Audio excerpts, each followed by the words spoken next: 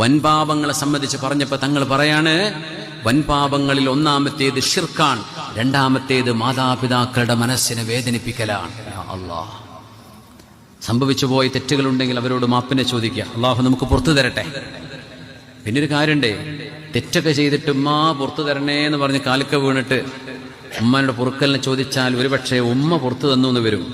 ഉമ്മ പുറത്തു തന്നു എന്ന് വിചാരിച്ചാൽ അള്ളാഹ് അത് പൊറുക്കണമെന്ന് നിർബന്ധമല്ല. അത് മനസ്സിലാക്കണം. മനുഷ്യന്മാരോട് ദുൽമ ചെയ്യുക.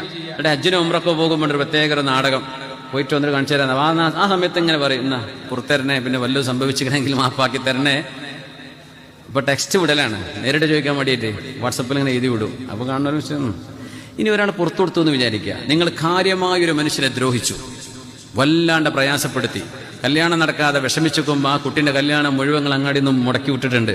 ഇതൊക്കെ പടച്ചോൻ പുറത്തരണമെന്ന് ഒരു നിർബന്ധമല്ലേ? ആ മനുഷ്യന്റെ വിശാല മനസ്സുകൊണ്ട് അയാൾ പുറത്തു തന്നേക്കാം, പക്ഷെ അള്ളാഹു പൊറുക്കണമെന്ന് നിർബന്ധമല്ല. അള്ളാഹുവിന് അതിന്റെ പേരിൽ നിങ്ങളെ ശിക്ഷിക്കാൻ അവകാശമുണ്ട്.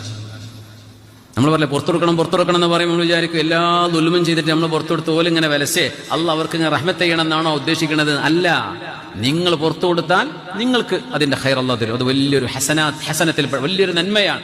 നമ്മളോട് ദുൽമ ചെയ്തവർക്ക് നമ്മൾ മാപ്പാക്കി കൊടുക്കാൻ നമ്മൾ പുറത്തു കൊടുക്കും. അള്ളാഹ് പൊറുക്കോ? പൊറുക്കണം നിർബന്ധമല്ല, അത് അള്ളാഹിന്റെ തീരുമാനമാണ്.